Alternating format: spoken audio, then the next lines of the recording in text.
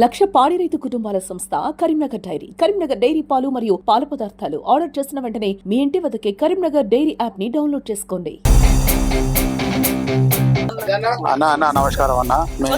సహకారం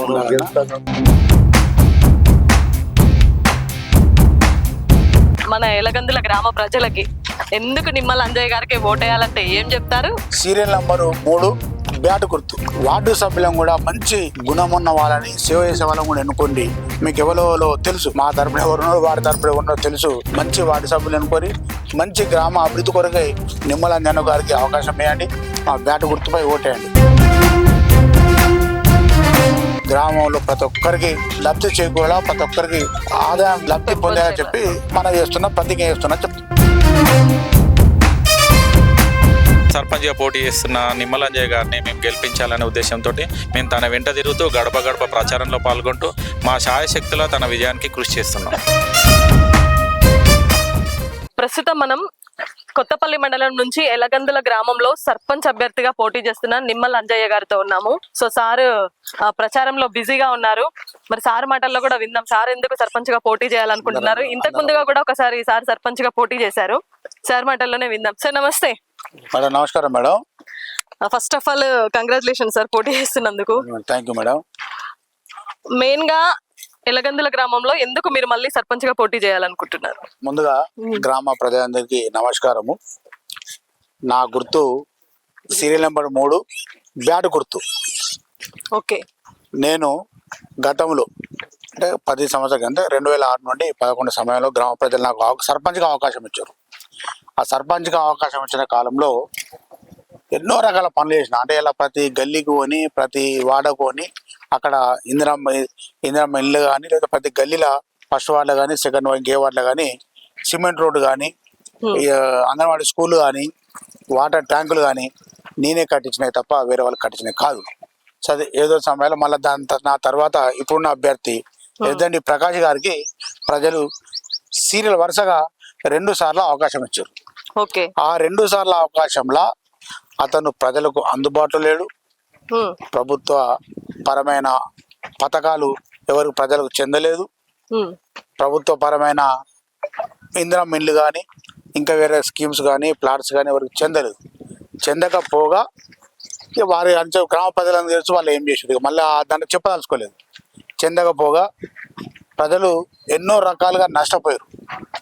ఇక మేము వాస్తవంగా కొత్త వారికి కూడా ఆలోచన ఇవ్వాలి, వాళ్ళు కూడా అవకాశం ఇవ్వాలన్న కాన్సెప్ట్తోనే గత 6-7 సంవత్సరాల నుండి మేము రాజకీయ పరంగా సైలెంట్గానే అయిపోయినాం.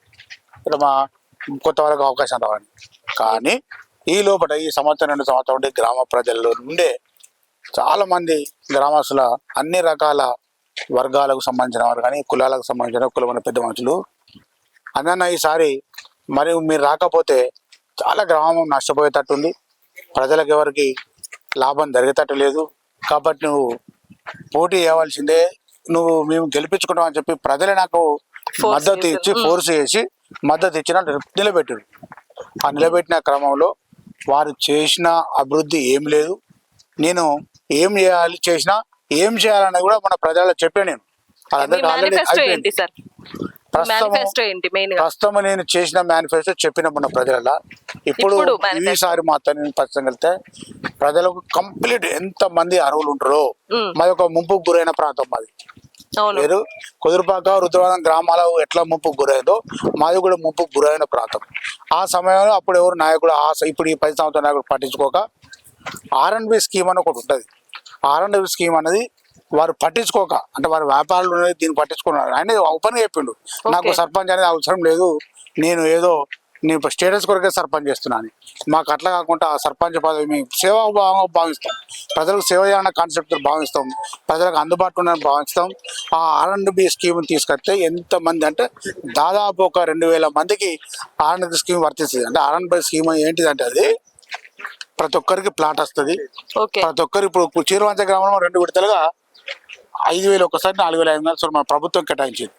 అంటే 9,000 ఇల్లు కేటాయించింది. అటువంటి మన ఎలగందుల గ్రామంలో 9,000 ఇల్లు చీరవంచ కేటాయించినప్పుడు 2,000 ఇల్లు ఎలగందుల గ్రామానికి కేటాయించడం పెద్ద సమస్య కాదు ప్రభుత్వానికి. చాలా సింపుల్ విషయం.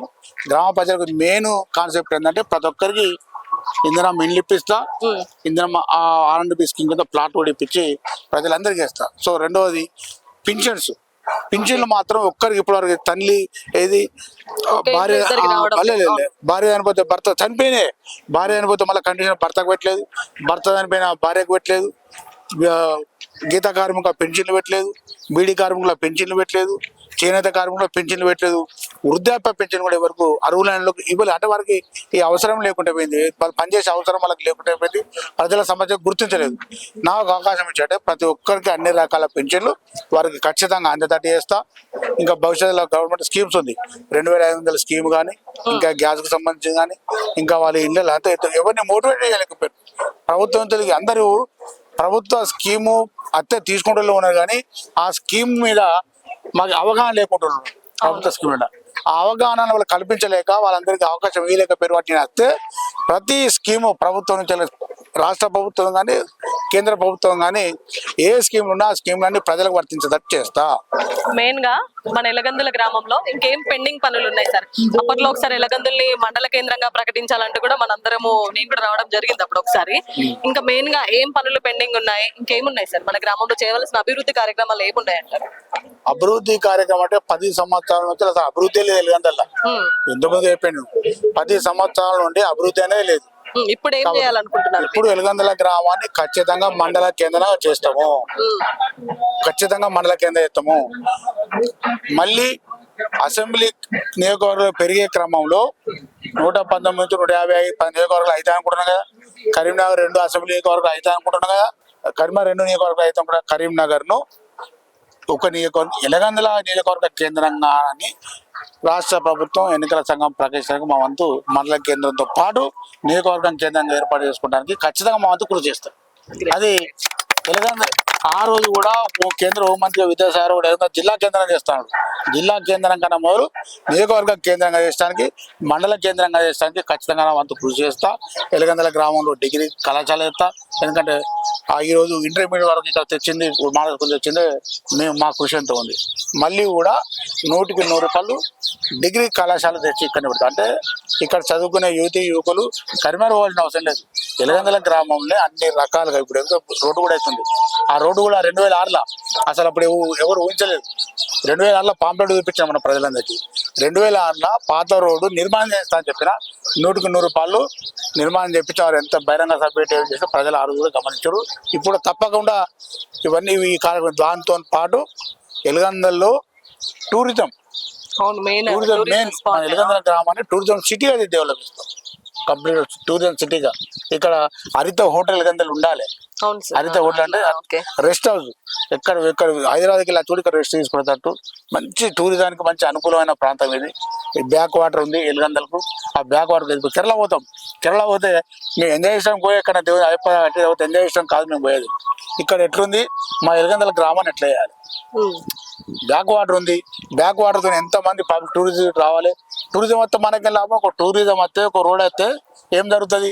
4 హోటళ్ళు ఎక్కువ అవుతాయి, 4గురికి ఉపాధి దొరుకుతుంది, 10 మంది ఎలగందల గ్రామానికి వస్తారు, 10 ఆటోలు నడుస్తాయి.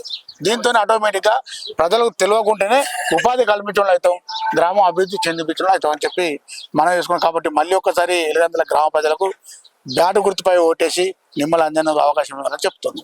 సరే, మీరు ఇప్పుడు ఎన్నికల్లో గెలుస్తా అనుకుంటున్నారా? మీ ధీమా ఏంటి? ఎన్నికలు ఆల్రెడీ మేడం చెప్పుడు కాదు కానీ ప్రజల్ని అడగండి. అడుగుదాం ప్రజల్ని కూడా. కంప్లీట్ గా డిసైడ్ అయిపోయారు. నిమ్మలంజయ్ డిసైడ్ అయిపోయారు. 2500 ఓట్లు పైతీలకి వస్తాయి. మళ్ళీ నేను మిమ్మల్ని పిలిచి నాకు మళ్ళీ అడుగురు డిపెండ్ మళ్ళీ అందరు నా 2500 ఓట్లు వస్తాయని 1000 ఓట్లు అడగండి. ఖచ్చితంగా డిసైడ్ అయిపోయారు ప్రజలు. మా వాళ్ళు అందరూ తెలుసు. మీకు కూడా మీరు ఎంక్వైరీ మీరు ప్రజలను అడిగితే తెలుస్తుంది. అన్ని వర్గాలకు కులాలు మతాలకు అన్ని వర్గాలు డిసైడ్ అయ్యారు. వాళ్ళు పిలిచినను బిడ్డ మాకు అంటే ఎలక్షన్లో తప్పనుకోవద్దు, ఏదో రకంగా బిడ్డ మాకు పైసలు కాదు బిడ్డ, నువ్వు ఇవ్వవలసింది నువ్వు చేయవలసిన పనులు మంచినీళ్ళు. ఎంత సమస్య ఘోరంగా ఉందంటే ఇంటికి మంచినీళ్ళు ఇక గడ్డి సూత్రుగా తవ్వండి పోతాయి. గడ్డి పోసేటోళ్ళు లేరు, మోరీలు తీసేటోళ్ళు లేరు, బ్లీచింగ్ చల్లటోళ్ళు లేరు. ఆ తీసిన ఎప్పుడో ఒకసారి తీస్తే కూడా కుప్పలు ఎత్తిపోసిన లేడు. అంటే మౌలిక వసతులు గ్రామ పంచాయతీలో కల్పించిన వాళ్ళు లేరు. కాబట్టి నువ్వు వచ్చినప్పుడు బ్లీచింగ్ చల్లినావు, సున్నం చల్లినావు, కుప్పలు ఎత్తిపోసినావు, లేబర్ పెంచి ఎన్నో రకాల చేసినావు, లైట్ పెట్టాను, ఇక లైట్ పెట్టినాడు బిల్చింగ్ ఏది లేదు. కాబట్టి ఆ విధంగా కోతులు పట్టిస్తా చెప్పారు 2006 కూడా 100 కోతుల పంట పట్టి జంగల్ పంపించినాం. ఇప్పుడు పెద్ద సమస్య అది. కోతులు అయితే ఎలగందల గ్రామంలో కోతుల సమస్య పెద్ద సమస్య.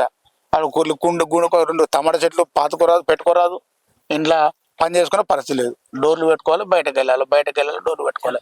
ఆ పరిస్థితి జైలుకాయలు ప్రజలు కోతులు కాబట్టి జైలుకాయలు ఎక్కువ కాబట్టి కోతులను కూడా 100% ప్రజలందరి సహకారంతో ఒక్క కోతి లేకుండా పట్టించి అడవిలో విడిచిపెడతాము. గ్రామాన్ని అందమైన గ్రామంగా అభివృద్ధి చేస్తాము. గ్రామాన్ని ఆదర్శ గ్రామంగా అభివృద్ధి చేస్తాము. కరీంనగర్ జిల్లాలో కాదు, రాష్ట్ర స్థాయిలో ఎలగందల గ్రామం మా టీం వర్క్ చేస్తాం. నేను ఒక్కరిని చెప్తున్నా, మా టీం వర్క్. ఇలా మామూలు ఎంతమంది మీకు కనబడుతున్నారో ఆ టీం వర్క్ గా అందరికి గ్రామాన్ని అభివృద్ధి చేస్తామని చెప్తాను. ఫైనల్ గా మన ఎలగందుల గ్రామ ప్రజలకి ఎందుకు నిమ్మల అంజయ్య గారికి ఓటేయాలంటే ఏం చెప్తారు, వాళ్ళకి ఏం చెప్పాలనుకుంటున్నారో ఒకసారి చెప్పండి సార్. మనది ఏ గుర్తొచ్చింది ఏంటి? నేను మళ్ళీ కూడా చెప్తున్నా, నా గుర్తు సీరియల్ నంబరు 3 బ్యాట్ గుర్తు. మళ్ళీ కూడా చెప్తున్నా, వార్డు సభ్యులను కూడా మంచి గుణమున్న వాళ్ళని, సేవ చేసే వాళ్ళని కూడా ఎన్నుకోండి. మీకు ఎవరో తెలుసు, మా తరపున ఎవరున్నారో వారి తరపున ఎవరున్నారో తెలుసు. మంచి వార్డు సభ్యులు ఎన్నుకొని మంచి గ్రామ అభివృద్ధి కొరకై నిమ్మల అంజయ్య గారికి అవకాశం వేయండి. మా బ్యాట్ గుర్తుపై ఓటేయండి. ఇంతకుముందు నేను చెప్పిన ఎందుకు వేయాలన్నది ప్రజలకు తెలుసు. ఒక్క రూపాయి బిల్లు ఇది కావడుతుంది. మోరి ఎట్లా చూస్తురుగా, మోరి ఎట్లా చూస్తురు కదా, ఇట్లా ఎక్కడ దారులు ఎట్లా చూస్తురా. ఈ దారులు చేసడానికి, ఇంటింటికి నీళ్ళు వచ్చడానికి, ఇంటింటికి డెంగ్యూ జ్వరాలతో పట్టించుకోవడం లేదు. ఇక్కడ శానిటైజేషన్ స్కీమ్ ఉంటుంది, ఎలాగైనా ప్రజలకు తెలియదు. మొత్తం మరిపించారు. శానిటైజేషన్ స్కీము సంవత్సరానికి 50,000, 1,50,000 రూపాయలు వస్తాయి బ్లీచింగ్ తేలటానికి. ఆ స్కీమ్ ఉంటుందని చెప్పి ప్రజలకు తెలియదు. అంటే ఆ వర్క్ కమిటీ లేదు. దాంట్లో కమిటీషన్ ఎవరైనా పెట్టుకున్నారు, వార్డు మెంబరు భర్త ఉంటే భార్య మెంబర్ పెట్టుకున్నారు, భార్య భర్త ఉంటే భర్తను మెంబర్ పెట్టుకున్నారు. ఇది గతంలో జరిగిన స్కీము. అసలు ఎలగందుల ఇప్పుడు మీటింగ్లే లేవు. ఎన్నో కాడ కూర్చోవాలి, వాళ్ళు సంతకాలు పెట్టించుకోవాలి. అలా అంటే హెల్త్ కమిటీ స్కీమ్ ఉండేది అనేది వాళ్ళకి ప్రజలకు తెలియకుండా అయిపోయింది. మాకు చట్ట ప్రకారంగా, న్యాయ ప్రకారంగా గ్రామంలో మాకు ఈ స్కీములు వస్తాయని చెప్పి మర్చిపోయారు ప్రజలు. మరిపించారు. కాబట్టి ఎలగందల గ్రామంలో ప్రజలకు 100% ప్రజలకు ఎన్ని స్కీములు పెట్టించడానికి, ప్రతి హెల్త్ పరంగా కానీ అన్ని రకాల సేవ చేయడానికి ఉన్నాం. ప్రభుత్వం తరఫున వాళ్ళకు చెందాల్సిన లబ్ధి ఖచ్చితంగా వాళ్ళ వాటా పోవాల్సిన అవసరం ఉంది. ఆ వాటా ప్రతి ఇంటికి ముట్టించడానికి ఉన్నాం, అందిపించడానికి ఉన్నాం. మళ్ళీ ఒకసారి రిక్వెస్ట్ చేస్తాం గ్రామ ప్రజలకు, టీం వర్క్ పనిచేస్తాం. ఇప్పుడు మీ మీడియా ముంగట చెప్తున్నా, టీం వర్క్ అందరినీ కలుపుకపోయి టీం వర్క్ ప్రతి ఇంటికి లాభం జరిగేలా, ప్రతి వ్యక్తికి లబ్ధి చెందేలా టీం వర్క్ పనిచేసి మన గ్రామంలోని ఒక మేనిఫెస్టో కొట్టించిన ఆ మేనిఫెస్టో ప్రకారంగా అంతగాని ఇంకా 36 మేనిఫెస్టో ఉన్నారు. మామూలుగా అన్న బాగా 36 ఎవరు చదివే పరిస్థితి లేదు గ్రామంలో. దాన్ని షార్ట్గా చేయాలంటే మెయిన్ పైలు ఇచ్చినాం. ఆ 36 కూడా మళ్ళీ మీకు ఆఫ్టర్ ఎలక్షన్ తర్వాత నీకు కొట్టించిన అని చెప్పి 36 పాయింట్లలో దాంట్లో డిగ్రీ కళాశాల కూడా ఉంది. రకరకాల హామీలు ఉన్నాయి. అవన్నీ తప్పకుండా నెరవేరుస్తా. అది నా ప్రతిజ్ఞ చేస్తున్నా. మళ్ళీ చెప్తున్నా, టీం వర్క్ చేసి గ్రామంలో ప్రతి ఒక్కరికి అందరికి లబ్ధి చేకూరేలా, ప్రతి ఒక్కరికి ఆదాయం లబ్ధి పొందేలా చెప్పి మనం ప్రతిజ్ఞ చేస్తున్నా చెప్తాం. సో చూస్తున్నారు కదా, నిమ్మల అంజయ్య గారు తన గెలుపుపై చాలా ధీమా వ్యక్తం చేస్తున్నారు. ఖచ్చితంగా ఎలగండుల్ని ఒక మండల కేంద్రంగా చేసి మరొక నియోజకవర్గాన్ని కూడా తయారు చేసేలాగా కృషి చేస్తాను. అన్ని ప్రభుత్వ స్కీమ్లు అయితేనేంటి, ప్రతి ఒక్కటి కూడా ప్రతి ఇంటికి చేరేలాగా అన్ని కార్యక్రమాల్లో అభివృద్ధి చేస్తానంటూ కూడా ధీమా వ్యక్తం చేస్తున్నారు. కెమెరా పర్సన్ ప్రేమ్తో లావణ్యారెడ్డి, సుమన్ టీవీ, కరీంనగర్. ఎలగందుల గ్రామ ప్రజలు ఉన్నారు, వాళ్ళ మాటల్లో విందాం. మరి వాళ్ళు ఎవరికి ఈసారి సర్పంచ్ పదవికి పట్టం కట్టాలనుకుంటున్నారు, ఎవరు గెలుస్తారు అనుకుంటున్నారు అనే విషయాలు తెలుసుకుందాం. ఒకసారి ఉన్నారు మనతో. సార్ నమస్తే. నమస్తే అండి. పేరండి?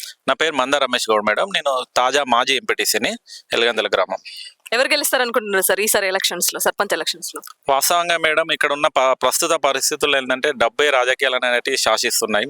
ఈ డబ్బును తట్టుకోలేక మేమందరం కూడా మాజీ ప్రజాప్రతినిధులం అందరం కూడా ఒక్కటయ్యి ఒక సామాన్య వ్యక్తిని, డబ్బు బలం లేని వ్యక్తిని, మాలాంటి వ్యక్తిని, మాలో ఒకరిని ఎన్నుకోవాలనే ఉద్దేశంతో మేము అందరం కూడా నామినేషన్ వేయలేదు. ఆ పక్కకున్న మా మా మాజీ ఎంపీటీసీ కనకయ్య కానీ, నేను కానీ ఎవరం కూడా నామినేషన్ వేయలేదు. ఎందుకంటే నామినేషన్లు ఒకవేళ వేసినట్టయితే ఓట్లు చేలి మళ్ళా డబ్బు చూపించే వాళ్ళే గెలుస్తారనే ఉద్దేశంతో మేము నామినేషన్ వేయకుండా ప్రస్తుతం సర్పంచ్గా పోటీ చేస్తున్న నిమ్మలంజయ్య గారిని మేము గెలిపించాలనే ఉద్దేశంతో మేము తన వెంట తిరుగుతూ గడప గడప ప్రచారంలో పాల్గొంటూ మా శాయశక్తులా తన విజయానికి కృషి చేస్తున్నాం. యాజ్ ఏ మీరు యంగ్ ఓటర్, మీరు యూత్ బాగుంటేనే ఆ గ్రామం బాగుంటది. సో మీరైతే నిమ్మలంజయ్యకి సపోర్ట్ చేస్తారు. అవునండి, గతంలో ఉన్న అతని పీరియడ్లోనే నేను ఎంపీటీసీగా ఉన్నాను. తాజా మాజీ సర్పంచ్ వాళ్ళ మిస్సెస్. తర్వాత నేను ఆమె వాళ్ళ పీరియడ్లోనే నేను ఎంపీటీసీగా పనిచేశాను.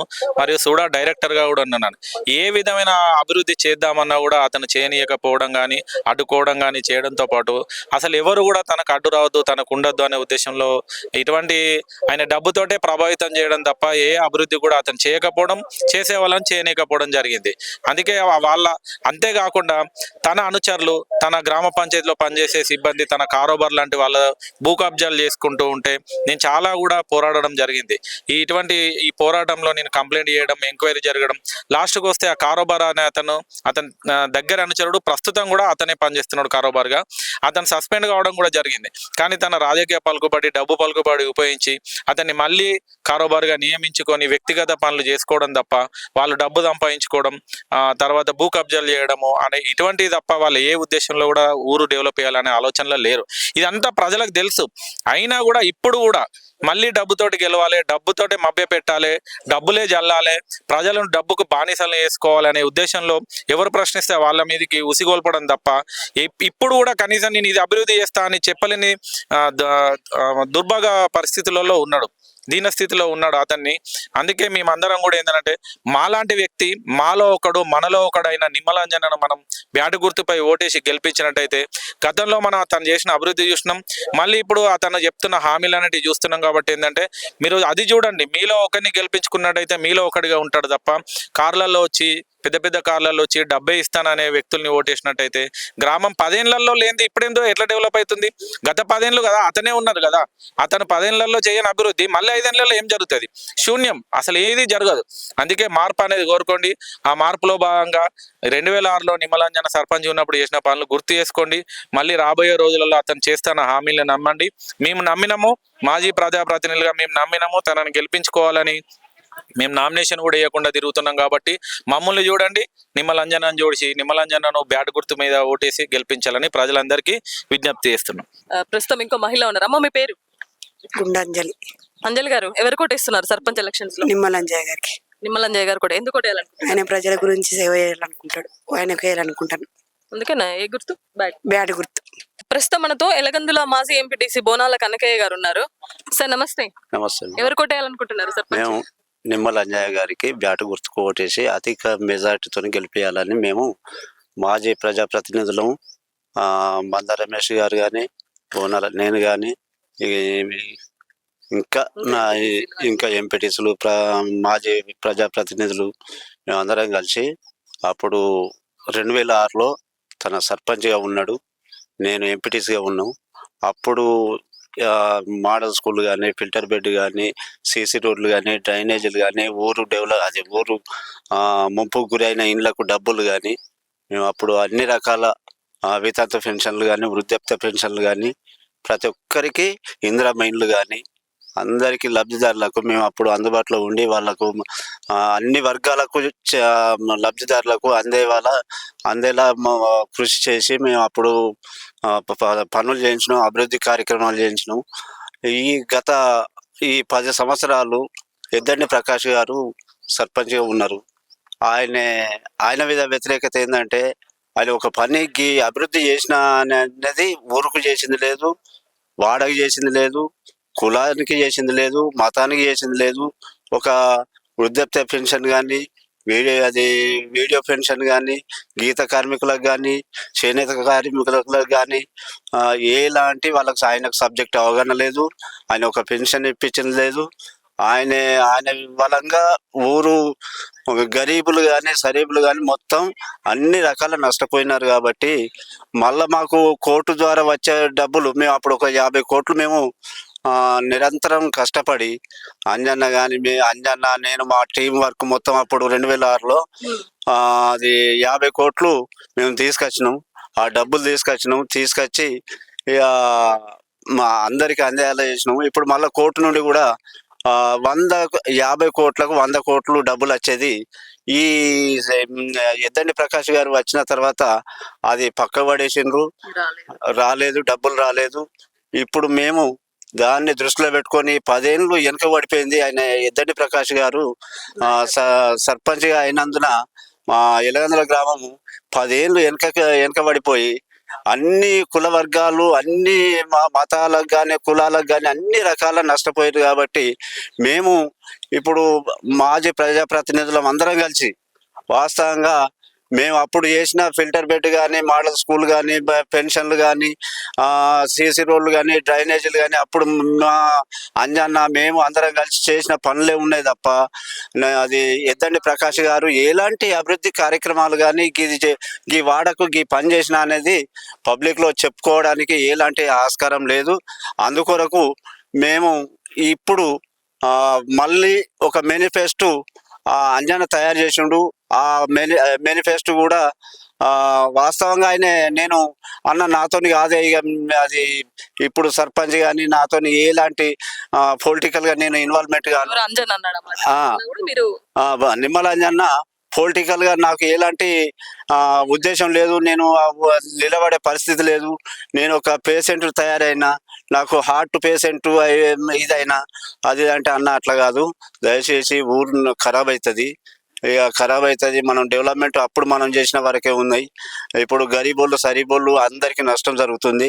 అందుకొరకు మీరు అన్ని కుల పెద్ద మనుషులతో మేము అందరం మాట్లాడి చేసి మేము ఉన్నామన్నా, మీ వెంట మేము ఉన్నాం, మాజీ ప్రజాప్రతినిధులము మేము ఉన్నాం. నీ ఎంబడుండి నిన్ను గెలిపించుకొని మా ఊరు డెవలప్మెంట్ కానీ, అది కుటుంబాల డబ్బులు కానీ, R&R స్కీమ్ కానీ, కోర్టు నుండి వచ్చే డబ్బులు కానీ నీ ఎంబడుండి అన్ని రకాల కోరుకుంటున్నాం, సపోర్ట్ చేస్తాము. మేము అధిక మెజార్టీతో దాదాపుగా మేము అంజన్నను 3000 పైసలకు ఓట్లు మా ఎలగందల గ్రామం నుండి వేయించి, ఇక మెజార్టీ ఎంత వస్తుందో తెలియదు, 3000 ఓట్లు మాత్రం వస్తాయని నేను అనుకుంటున్నా. అధిక మెజార్టీతో కూడా గెలుస్తాడని నేను భావిస్తున్నా.